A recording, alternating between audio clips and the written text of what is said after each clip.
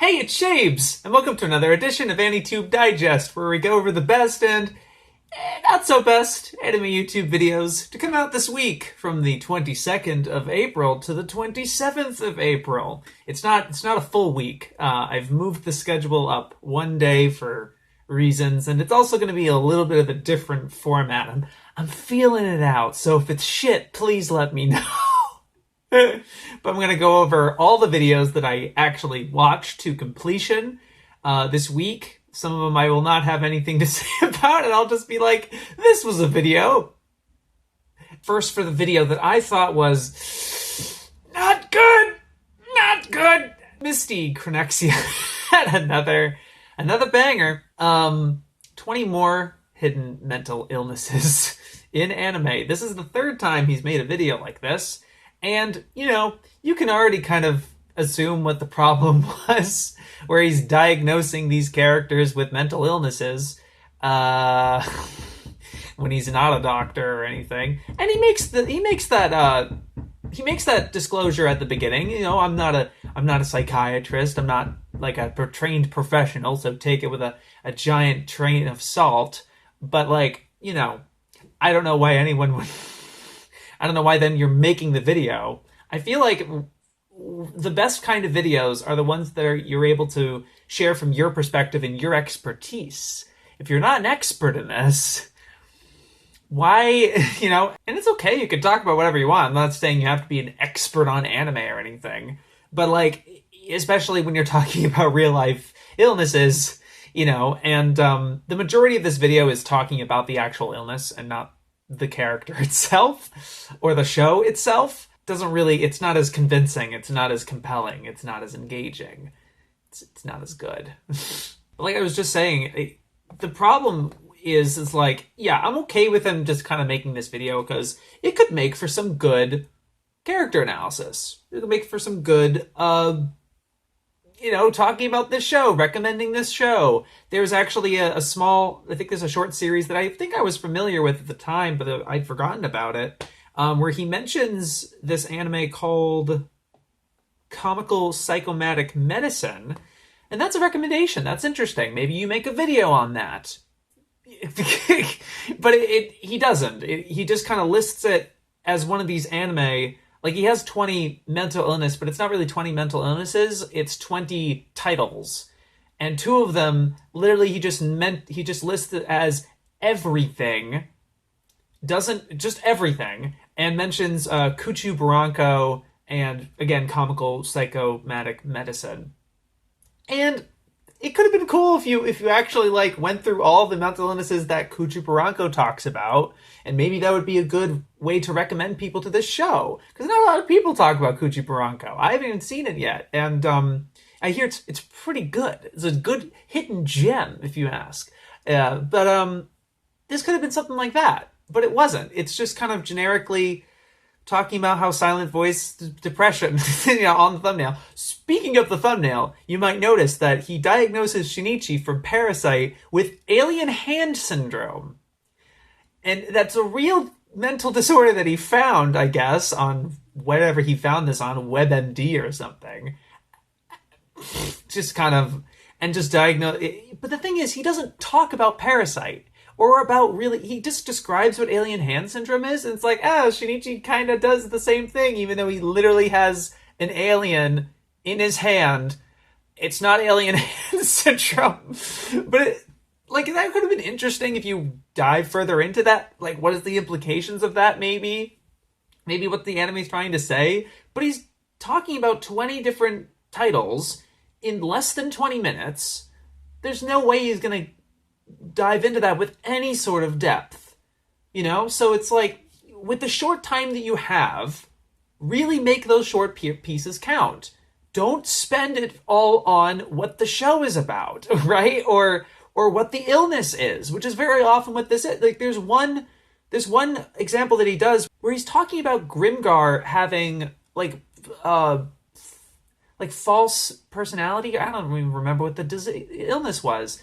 Because I don't even think he talked about the illness in that one. He literally just, like, I kind of have this sometimes as someone who got 1 million subscribers or something like that, and he basically didn't talk about Grimgar. He was showing the footage. I didn't get an indication of which character he was talking about. He put it in like parentheses in like the corner. I don't know. I've seen that show when it came out like 4 years ago.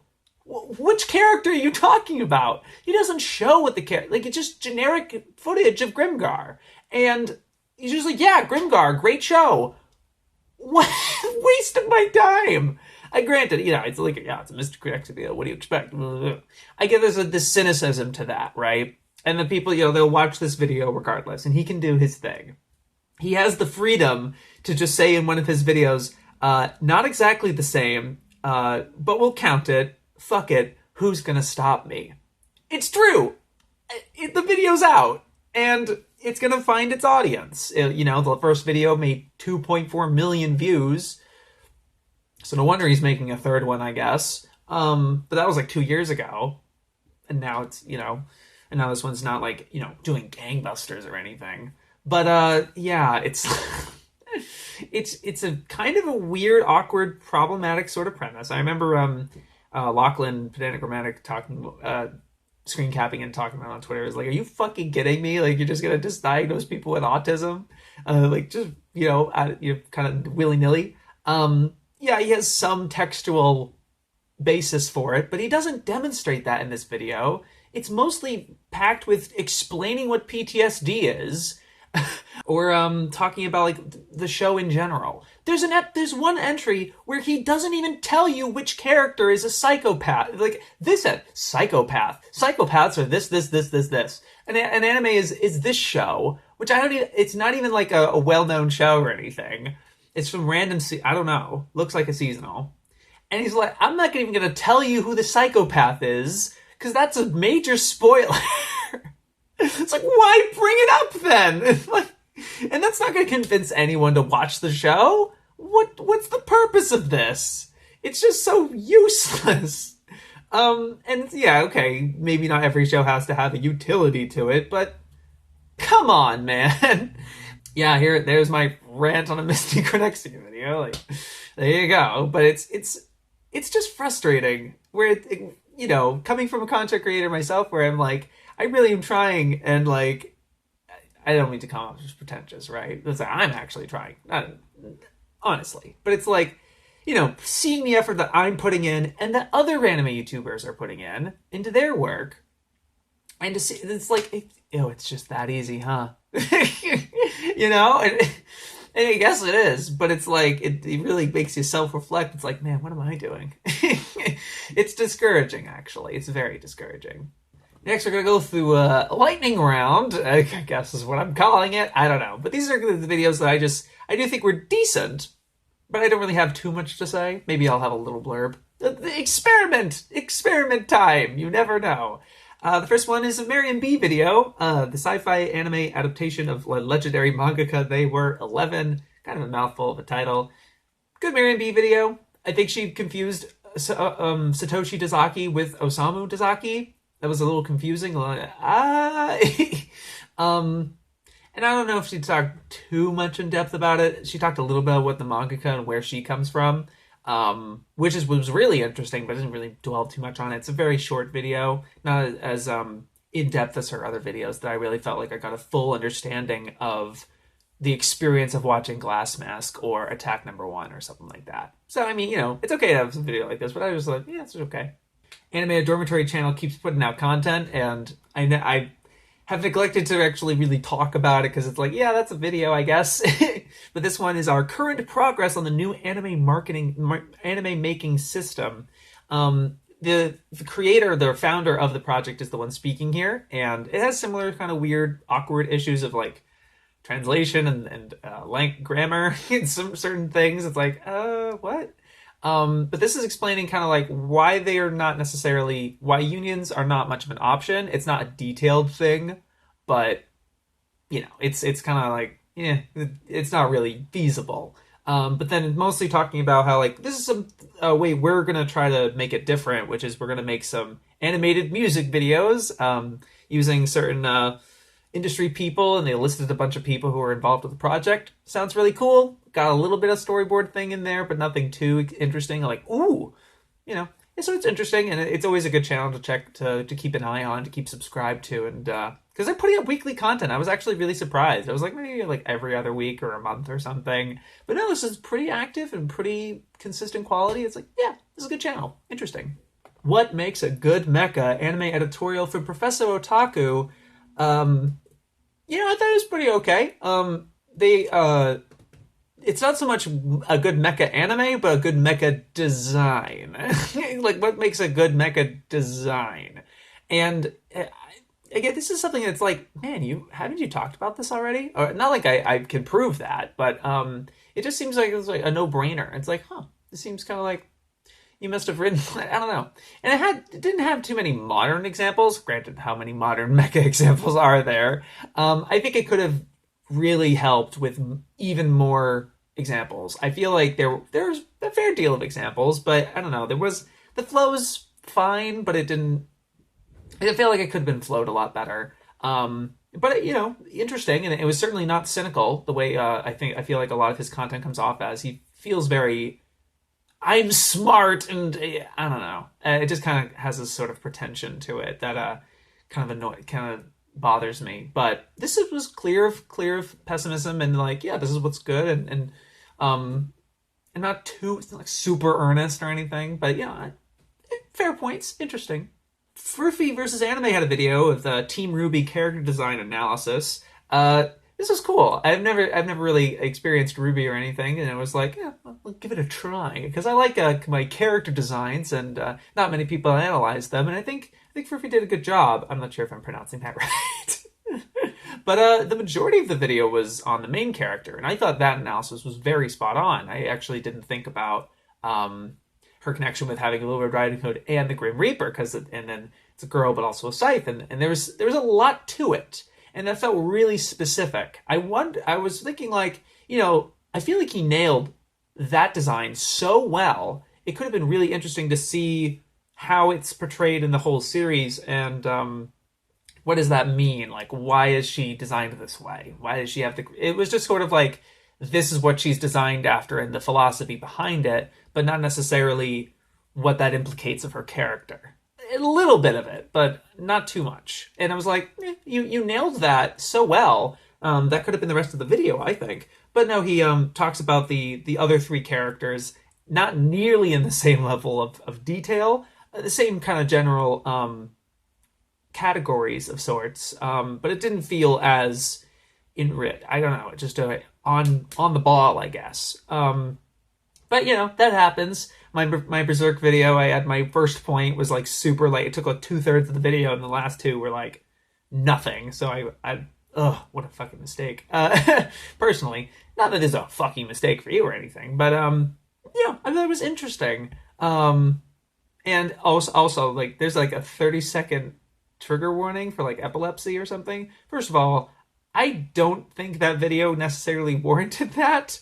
And maybe you got a comment somewhere or somebody was recommending you to do that and you're like, oh, I'll oblige. And that, because I've gotten a comment like that myself, and it's like, yeah, I'm willing to do that. Cool. But the fact that it lasted all the way to the 30-second mark out of a 6-minute video is a little weird. I just like, they can read it. It'll take 10 seconds. You can even... The fact he also like read the epilepsy warning. A lot of people just kind of leave it there for 5 seconds, but he actually read it and then waited 30 seconds. It's like a little overkill, personally. But hey, maybe that was a recommendation or something, or a standard in your video. I'm not good. No judging, just an observation. WatTheWut had a recommendation video for a reverse harem isekai is anime of the season. Not trying to make like a big point of it, the anime, I've watched all the seasonals and this is the one kind of deal. It was just like, hey, I really like this show to the point where I've been rewatching the episodes, and he makes it intentionally brief. Thank you. Not just not because it's like, I get why he made it brief, because it's like you just kind of belabor the point a lot. It's like one of these Jeff videos that are like 20 fucking minutes. I feel that. So I feel and it was a decent, and I don't have too much else to say about it. It seemed cool. Fine, I guess. Glass Reflection had a little rumination on the delays. I liked that he listed the amount of shows that were gone, and making kind of a more uplifting, positive message out of it, and being understandable in that way. Not like it wasn't informational in a technical sense, where someone like Yanko Prod or Cartoon Cypher was a little bit more into. But it was far more from a general community perspective. I'm certain Gigik might talk about this at some point, maybe. But I liked that he talked about it, and he handled it pretty well. I liked it. It was nice. BakaStryx had a kind of a comfy video on Mushishi. Again, kind of inviting the atmosphere of Mushishi into the video itself. Very brief, and kind of a general thing, like a little synopsis-y. Not too special in my opinion, but it was like, yeah, I like watching a Mushishi video done right, and I think this is one it's done pretty well. It does the show pretty good justice. So, kind of a comfy little thing, especially if you're a Mushishi fan. It's nice. KorewaEden had a video on Gakugarashi and Girls Last Tour, cute anime girls versus the end of the world, big caps. And I like that he talked about these shows. They're getting up there in age, at least when it comes to seasonal stuff. Like, one's a 2015 show, one's a 2017 show, and it was nice that they're still talking about it. They're still being talked about, and I think Eden had a good pulse on both of them and kind of what he appreciates about both of them, citing very specific examples, and I think it was a very fair balance of his personality, very memey and kind of fun, versus Concrete talking about the show very earnestly. I think that's hard to do for some people like this. That there's other creators that's just kind of, it's a little much, where that comedy might get in the way. But I think he handles it really, really well, and I like the examples he pulls. Using very particular clips, I like that you manipulate the subs a little bit, where Yuki's just like in the subs, you used to have her say like, "Oh, on God," shit like that. I was like, I like that, cool. Very big subs, but it's just okay. Maybe just to avoid copyright or something. Fair. But I dug it. Pretty cool. TazerLad did a anime OP analysis of the first OP for Kaguya-sama, Love is War, a love letter to a love story. And this is pretty by-the-numbers anime OP analysis, very much what Jeff might do back in the day. I really don't know why he doesn't do this anymore. Did he just get tired of it? I don't know.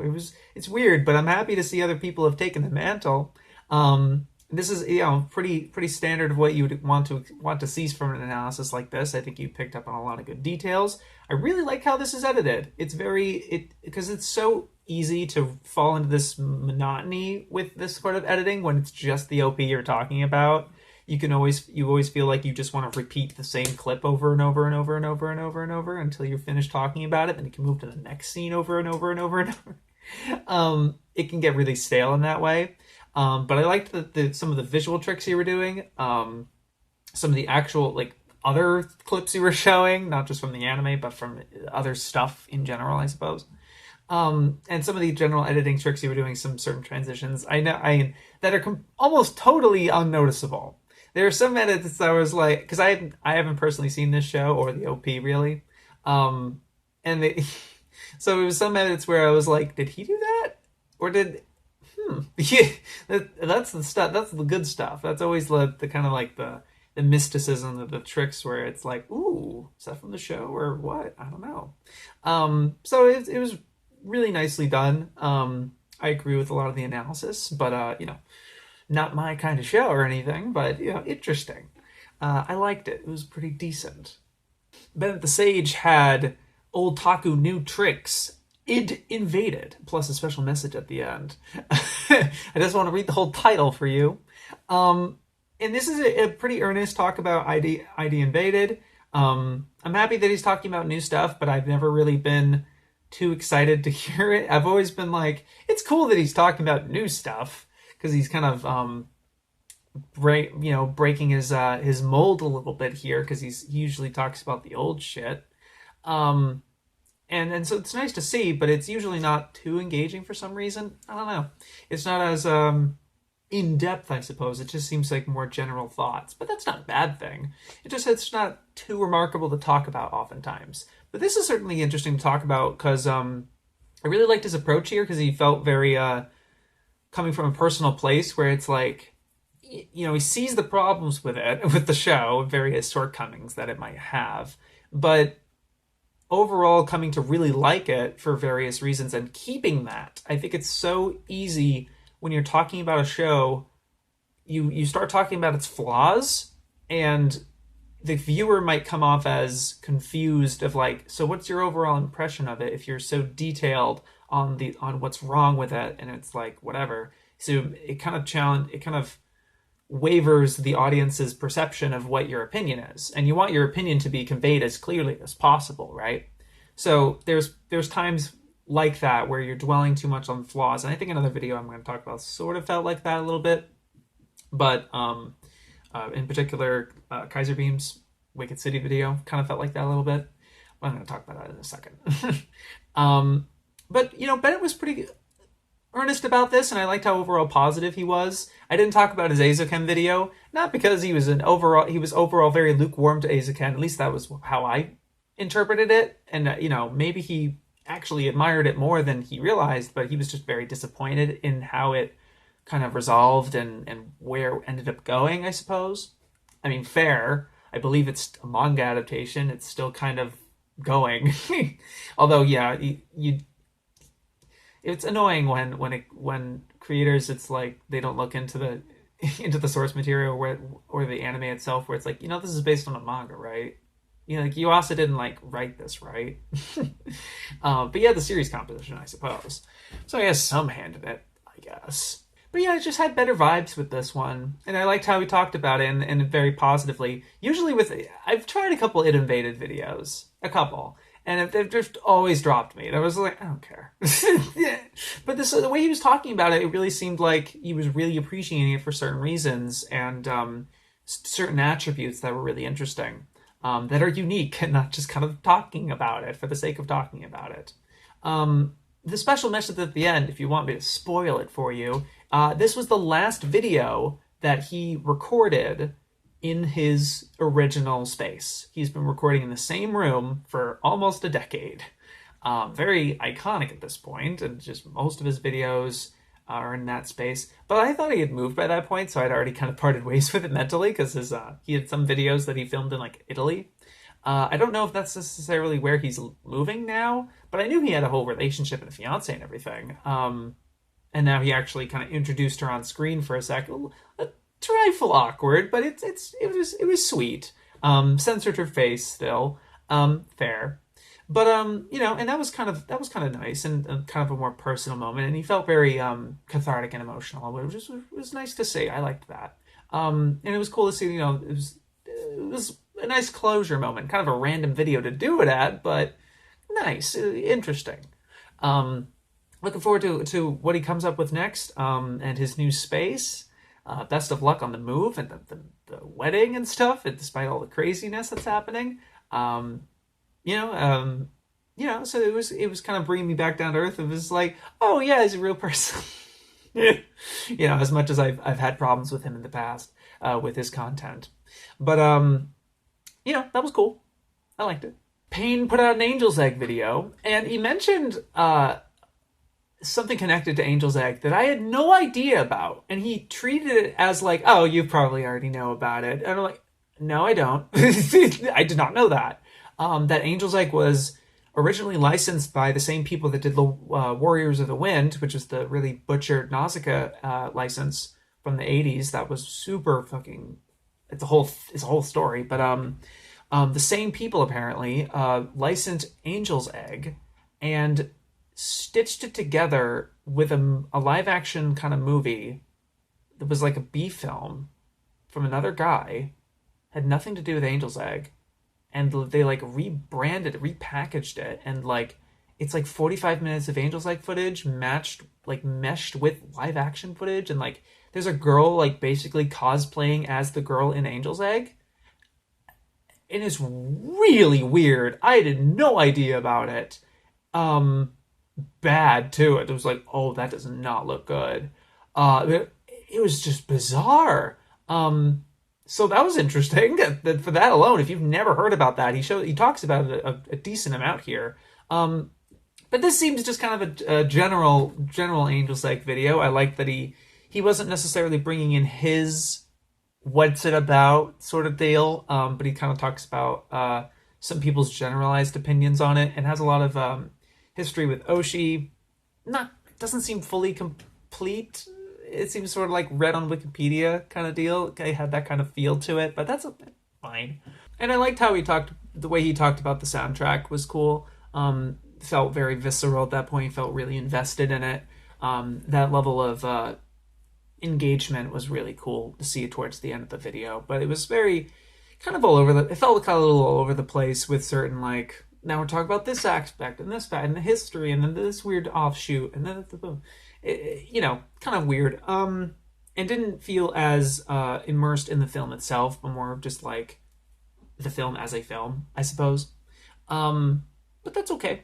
And I liked it. It was a fair deal. Good. I especially just for the fact of like mentioning that Angel's Egg offshoot, that live action thing. I genuinely had no idea about that. That's insane. It's actually on YouTube too. So I was like, I'm considering looking it up later. It's just like, what the fuck? That's unbelievable. I never knew that. So value in this video alone for that, I think. Really interesting. Nux Taku made a video.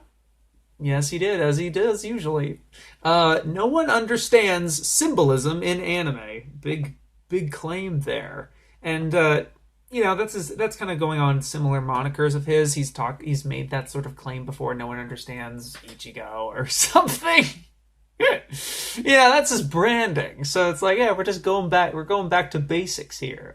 Going back to the bread and butter, before the memes really kicked off with the flexes and stuff. But interesting video. And he did DM me about this, so I will be transcribing my thoughts more. Usually when I give comments on videos or to other people, they're usually way more thought out and like coherent. So apologies if there's discrepancies with these two that I'm about to share with you. I took some notes a little bit. But this is a video where he's talking about how, not a lot of symbolism seems to be an underappreciated aspect when talking about anime or just anime fandom. But I don't really see any evidence for that. In fact, I kind of see evidence to the contrary. There's plenty of people that care about symbolism. I mean, just in this AniTube Digest, you had TazerLad talking about Kaguya-sama's OP and how various little images in the OP relate to certain themes and ideas. And it's easy. That's, a lot of us do that. And it was like, we get that. So that was a little weird claim for him to make. But and he was also boasting how many months this took him to make and stuff like that. But it does seem like a lot of stuff that you kind of looked on Wikipedia and Google for. Like, no offense, But I do like the points he was making nonetheless. First, kind of capping it off where it's like, a lot of people are like, people think symbolism is just adding the tree of life to something and suddenly there's a symbol there. And he's like, these are often used just for aesthetics. It's just there for the sake of looking cool or making it thought-provoking. Similar to with Evangelions, and he pulls up the Yano quote where it's like the Christian symbolism is just there to look cool. Fair, very decent quote to have. I don't know if that necessarily invalidates some of the analysis that people could potentially make, because you could probably see something where he says he very much dislikes this sort of pseudo-intellectual symbolism, and that's fair. But you can't stop anyone from saying that what you're saying seems like pseudo-intellectual symbolism. Like you're extrapolating this thing to very far or whatever. Like people can have disagreements with analysis and you can have disagreements with their analysis. That's what the beauty of anime now, of general analysis in this way and talking about it and discussing it in general. The only real key difference is how well you were able to back it up. And I think he backs it up pretty good here. I think it's decent analysis for sure. But he kind of made it out to be very big and important, and like he's the most proud of this video, and you can feel whatever you want about your video, man. It's totally cool. You feel proud about it. It's awesome. I hope you feel proud about every video you make. I mean, that'd be great. But that's fine. But it just seems kind of okay. Just fine analysis of Death Note and Black Clover in particular. Pretty surface level. I don't say pretty not surface level analysis, but pretty easy choices to be asked, because particularly Death Note, the symbols that he was talking about, which is a couple of them. I think he makes one or two ones that I definitely haven't seen before, talking about like the chain that he's wearing when he's reaching up with Ryuk in the OP to get the apple. That was sharp. But everything else, like the majority of his points when talking about Death Note, was ciphering from the OP. And I mean, I haven't seen Jeff's video on Death Note's OP in a while, but you sure he didn't talk about this? You sure he didn't mention anything that you mentioned? seemed a little easy, a little easy. Yeah, I guess is kind of the word I'm grabbing right now. But again, not bad analysis for sure. I like it, and you can be proud of it if you want. I'm just giving you my honest thoughts. You know, I'm not gonna bullshit you, right? But it seemed pretty good. And then he talked about Black Clover. I had to bite the billet a little bit because I'm not caught up on Black Clover. I'm like at an episode like 105 or something. So he kind of spoiled the conclusion of that really good arc. But hey, I kind of knew it was coming, sort of. But whatever. But yeah, I liked that he was able to actually trace back, like using Fullmetal Alchemist's use of the Tree of Life imagery as pseudo-intellectual, whatever, and then introducing Black Clover is like, now here's an anime that seems to use it the same way, where it's like, oh, it's just there because it looks cool, but no, it actually matters because this. Yeah, I can kind of see it, I guess. Because he's relating the subjugation of elves and their massacre and stuff, and the subjugation and whatnot, to the Roman Israelite conflict, and how, and you know, talking about how like the devil is influencing both of them and whispering in their ears and stuff like that. And there's traces of that in Jewish mythology and you know, stuff like that. And you know, he makes a point where it's like, that's why this arc is so great. I don't know about that. I did not pick up on any of it. I didn't really care. I didn't even notice that the 10 stones they were collecting were being fit into a tree. I didn't even know that was a symbol. I just thought that was some generic moon rune thing. And but I liked the arc a lot. It's really fun. It's really great character interactions, really good matchups, really good fights. Decently well presented. I know you have a problem with the presentation of the adaptation, at least. But I liked it from what I was seeing so far. I also like the conceit, the general idea of elves inhabiting the bodies of former characters, of characters we've grown to really like and appreciate, and now they're suddenly the bad guys. That's so dope. That's just fun and engaging, and I think that's what makes it a great arc. Not necessarily it's so deep, or a symbolism. This is what I mean, right? It's just like, because I've talked about this kind of previously, where it's like I much prefer shonen that are just fun than like deep or themes, you know what I mean? Or symbolism. So this was sort of proving my point where it's just like, yeah, I don't necessarily care. I've never necessarily noticed, and it's okay if I didn't notice it. Because it's, you know, I think it's at the end of the day, are you liking it? Are you having fun, kids? Yeah, you know, and you can have fun in your own way. This is the way you found it. You appreciated it. And I liked that perspective. I did like listening to it, for sure. But it was, you know, the boisterous of like, this is the greatest, you know, this is what makes it so incredible, and it's so deep, and it didn't land for me. You didn't convince me in that way. But that may even just be from my own bias as someone who has seen who's been watching Black Clover. Granted, not in a little while. I really should catch up. And yeah, I just, the title, when it's like no one understands it, I don't know if the conclusion to your video necessarily got to the heart of that issue of maybe why does no one understand that, or in what way does no one understand it? I don't know. It just seemed like kind of the title for the sake of it. And, you know, maybe you could have marketed this video a little less generically, where it's like, here's really good symbolism in Death Note. And you can get that audience. I'm sure you could get this audience of like, wow, I like Death Note. I'll watch a video on Death Note. And they'll just watch a video on Death Note, or Bleach, or Black Clover, or My Hero Academia, because it's that show.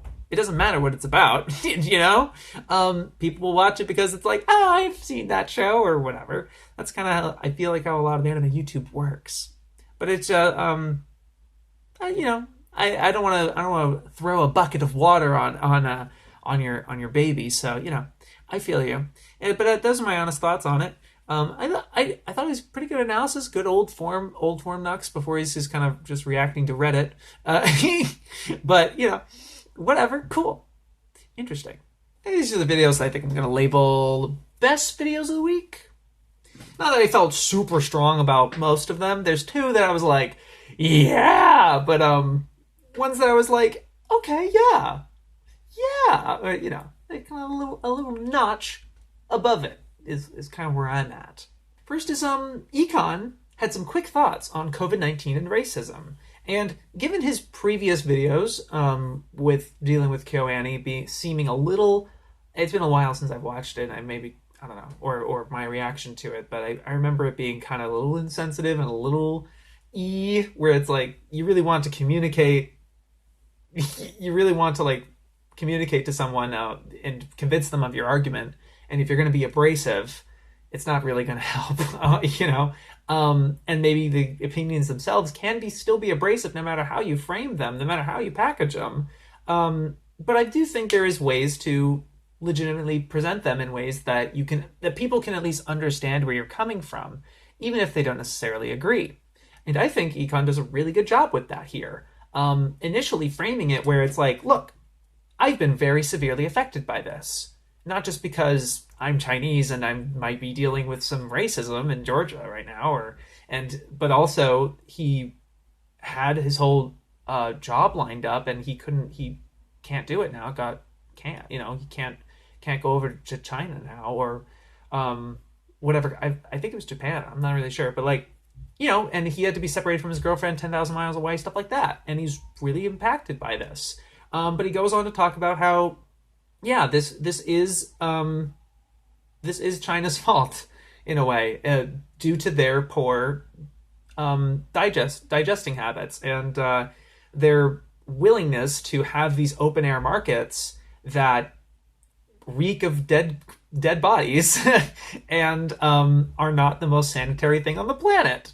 And you know, he talks about that earnestly, and he's like, I've been to one of these and I've gotten sick from them, but he's like, I was in a lot of other Chinese perspective where it's like, yeah, I'm going to get sick. That's my L.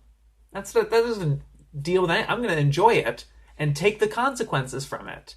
But then this is really this ramification where it creates this virus that spreads to a pandemic level where it's affecting so many people. It becomes a reflection of like, oh shit, our actions can reflect on other people that we've never even met. And we should take some self-reflection and maybe change our habits. Maybe this isn't a good idea, what we've been doing. Even when we have poor justification, even if it's kind of poor for justification, it's our justification, but now it's affecting other people. And we can see that all right, we really have to reconsider this now. And I really liked that perspective. And then he was talking about Twitter's kind of overcorrection, where it's like people are so quick to call out racism that they're pulling to the opposite end. And now it's like China's blameless. Or it might not even be China that started the virus, which is ridiculous, where it's like, that's what World Health Organization has explicitly said, is this is the district where it started. And this is the information, the facts that we have.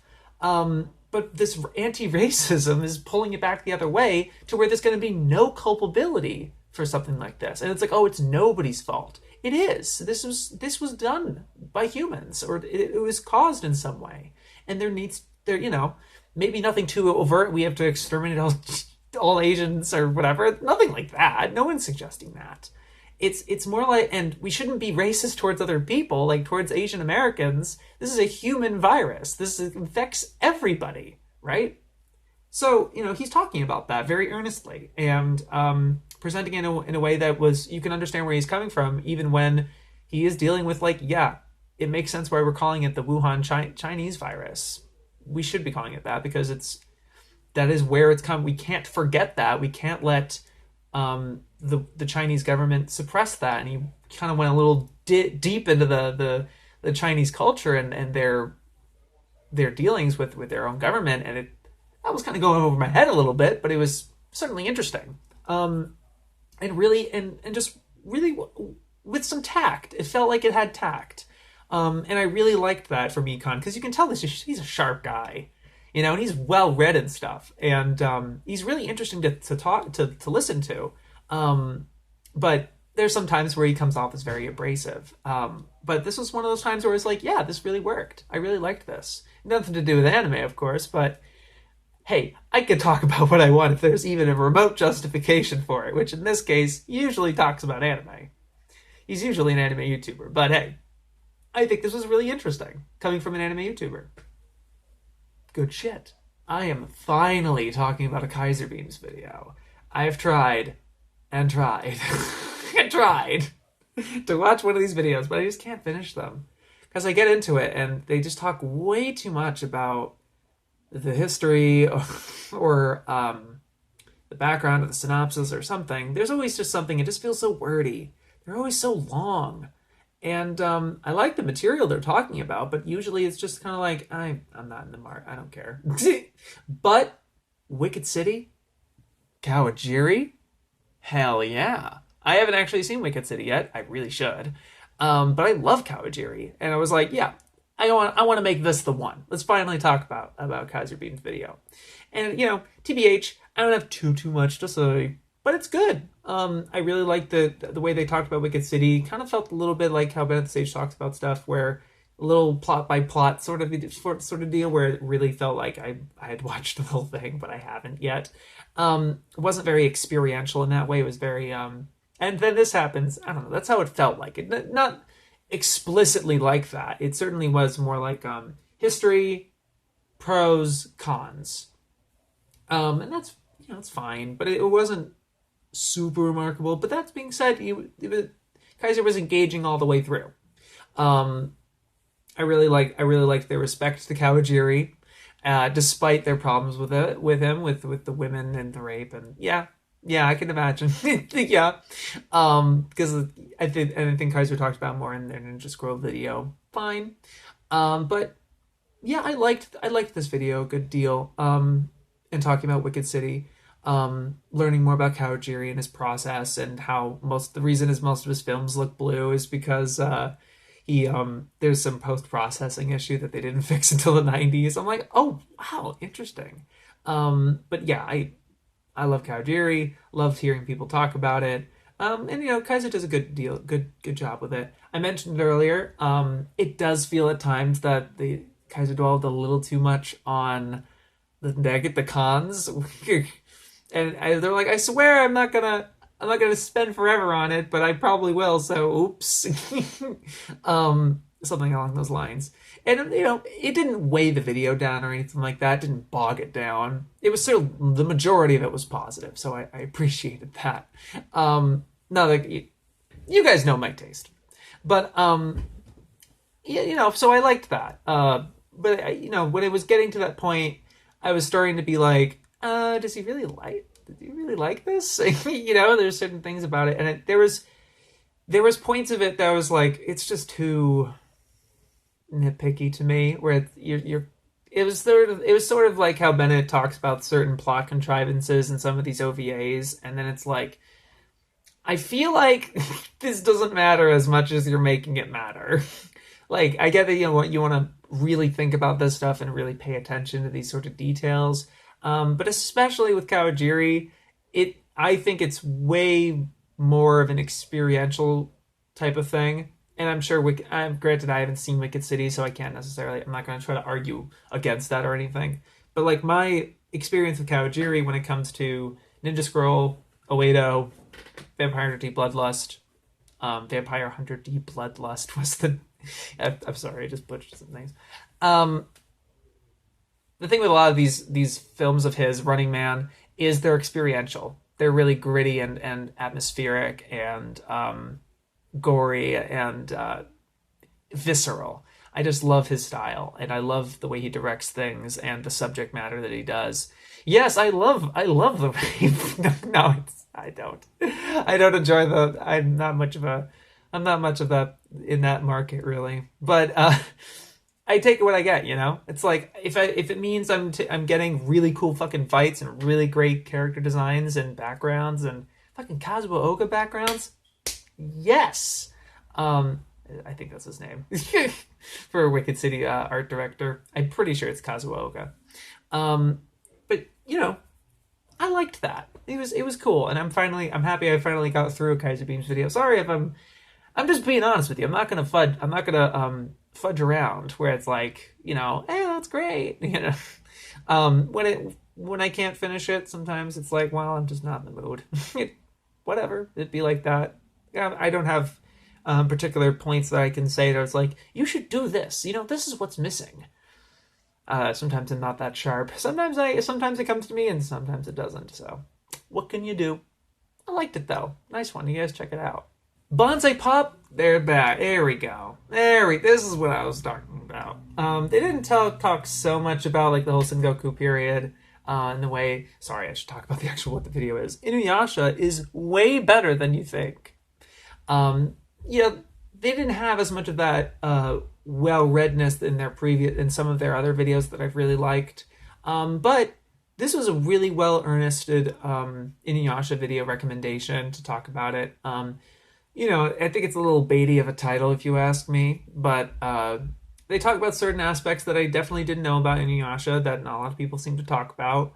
A little plot-centric kind of deal where they're spelling it out what happens in it, but I really liked it, and it was it got a little personal a little bit towards like the third act where they're referring to one particular character and one aspect about the show that they really gravitated towards, and they really dwelled a lot of time and really dug into that without worrying too much about spoilers or anything like that. They didn't have to overtly spoil anything. It didn't feel like it was a big spoiler thing, despite it being, yeah, the certain things happen, like this seems to be kind of deep into it. I'm not sure if they finished Inuyasha, because I think they were saying they were in the midst of reading the manga, so I'm not sure if they even finished it by the time they've watched all of it. So that's interesting. I don't usually see that happen. I mean, yeah, for at least for titles that like are done. But it was very earnest, and I liked that they talked about it. They're good. They're good when they're good. You know. Again, I'm sorry I don't have too much to say about it, but I really liked it. I recommended them Maison Ikoku because it's talking. The theme that they're talking about when they got more personal is like the idea of lost love, and or kind of like former lovers and stuff, and former relationships, and the evolution of them finding a new person and stuff like that. That's all Maison Ikoku, man. That's blatant Maison Ikoku. And I didn't know Inuyasha did that too. But honestly, yeah, I've never been more interested in watching Inuyasha than I am now. What can you do? I like that they weren't as cynical about it, about like, you know, Kagome's whole thing with Inuyasha doing the thing. And he's like, that's just a Journey to the West influence. I actually didn't know how many parallels this has to Journey to the West, where it's like, yeah, this is from this, this is from this, this is from this, this is from this. And it's like, oh yeah, that is pretty convincing. And I don't know if anyone's really made that connection the same way. Really interesting. But yeah, again, you know, convinced me a good deal to watch Inuyasha. Not sure if I'm going to at some point, or anytime soon. But certainly, you know, I used to have no interest in watching it, and now I have like middling to, you know, decent. Oh yeah, maybe I should watch it. It's long as hell though. That didn't stop me before. Whatever. Yeah, like kind of the two videos that I was like, Yeah, this is the good shit. Oh yeah, I like this one a lot. First was a Zen Huxtable video on his second channel, Phillip, my current drawing process. And, at first you think, oh, this is going to be a little more technical. No, this is straight up fucking Bob Ross. This is just a fucking Bob Ross video, dude. Just like with Zen doing his art. He's done it. This did feel like his live streams that he often does, where, he's just drawing something or working on something, usually just drawing. And I noticed that he gets so not concerned, but like focused on the chat. It's really fun to the live stream because he usually reacts to a lot of stuff, including I appreciate that he reads a lot of stuff that that I talk about. That's comforting. I really appreciate that. But sometimes he kind of gets detracted from that, or talking a lot about what he's listening to. He has this, but like it had that the same tactile feel of his live streams, where he's just at his computer, very off the cuff, and sometimes he's moving back to his YouTube playlists, his endless YouTube playlists of random OSTs and random instrumental tracks that are just like, wow, where did you find this? This is so good, and just licks and stuff. He's so cool like that. This man's just fucking so cool. Holy shit. It's just like a cool Bob Ross. Not that Bob Ross wasn't cool, but it was just awesome. And like, he's like whistling to the tracks that he's listening to. And like, sometimes it's not great on the mic, but in terms of like the audio quality, because it's just like, it's like too close to the mic or something, but it sounds great. The man can whistle, guys. I'm sorry. I love it. But it's stuff like that. It really felt like a good session, where he's casually drawing one of his characters, and every so often being like, see, this is how I draw hands, and this is my kind of thought process behind it. And there's thought behind it. I really like it. Not that I'm surprised.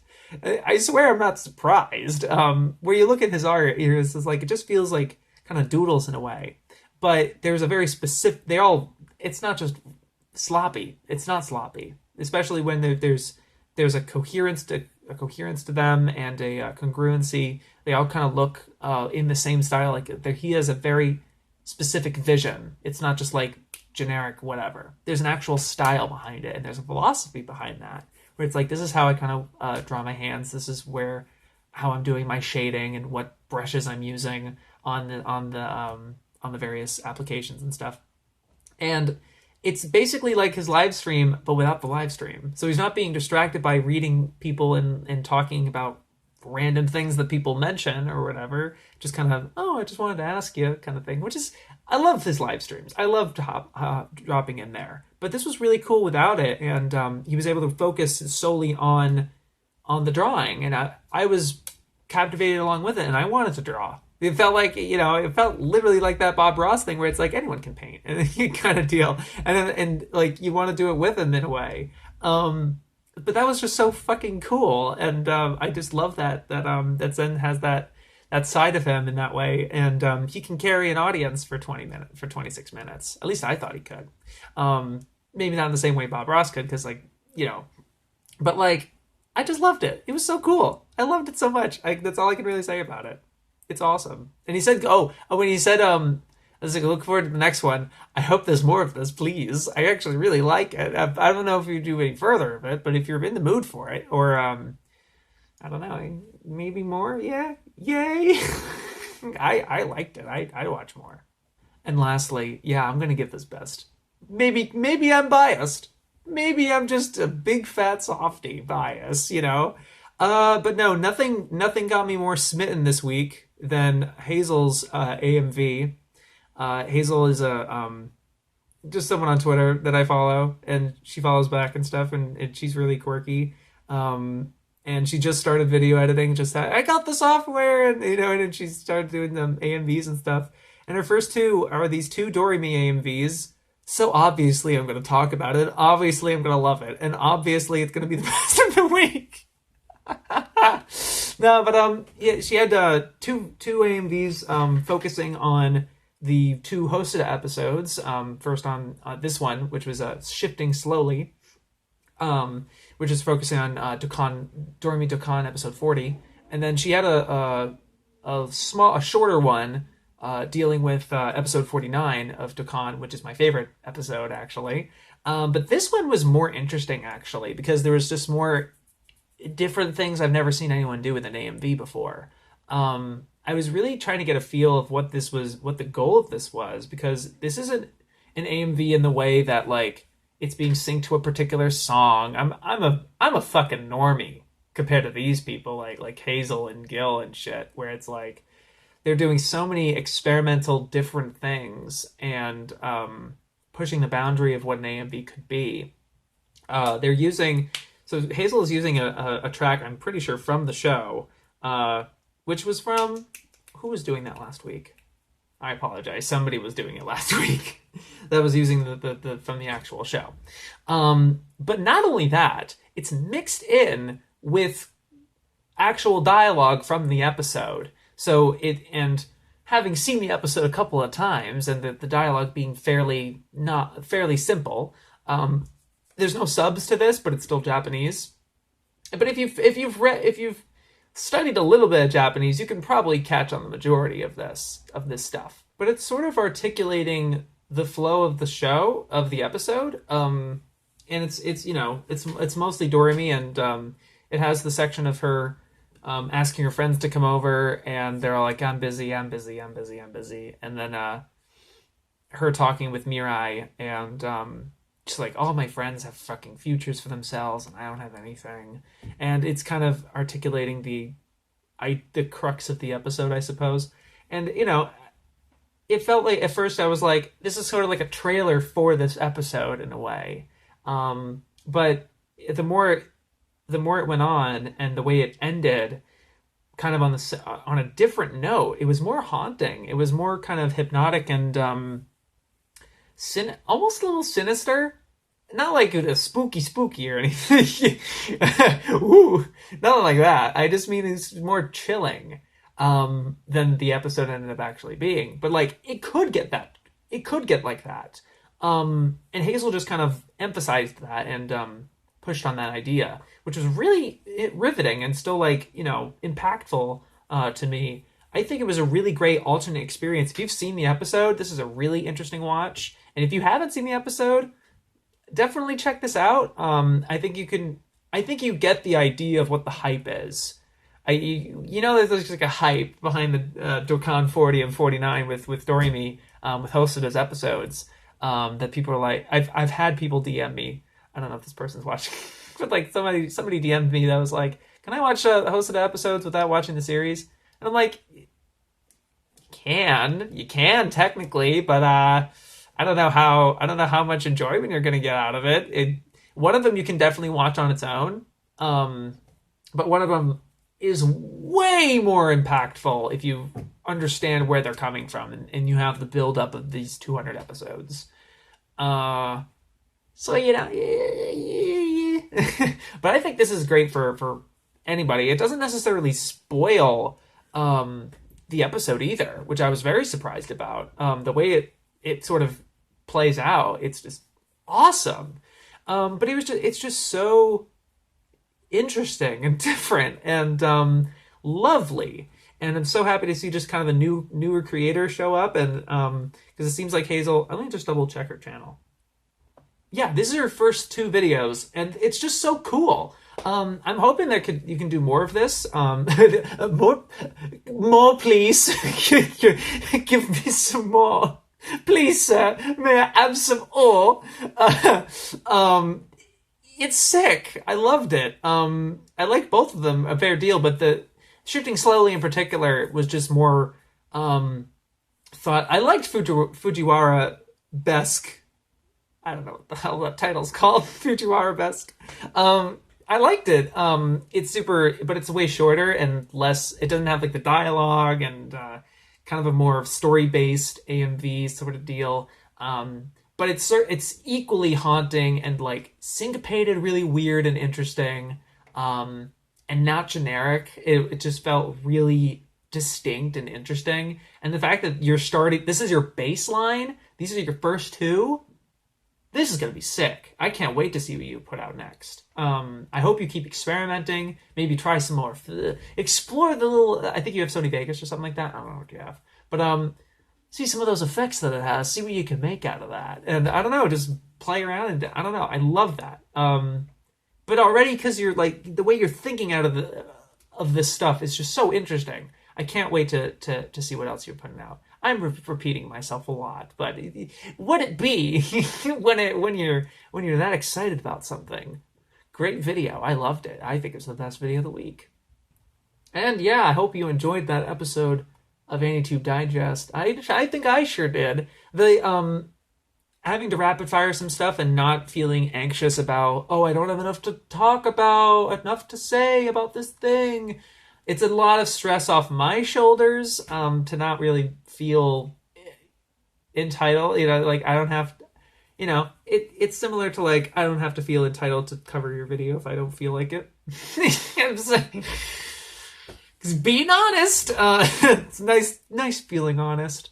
It's the best feeling. Anyway, I hope you enjoyed. Thank you so much to my patrons that support my honesty and and my making of these videos. You could, for $10, you can a month, just for a month, you can recommend me an anime YouTube video that you want to see me cover. It could be from any period of time, from 8 years, from 2012, if you want. You know, and I think that's really interesting. When sometimes, or make me watch cringe, a bad anime YouTube video if you want. You want me to roast something, or maybe I won't actually feel that way, and it's like, no, it's actually good. You never know. But that's up there for you, and it's an option for these patrons, including Flugmorph, my anime pod, Najbeb, Unique Namosaurus, and Yellow Cheese. Thank you guys so much for watching and supporting me. You guys have a great week. Yo, peace.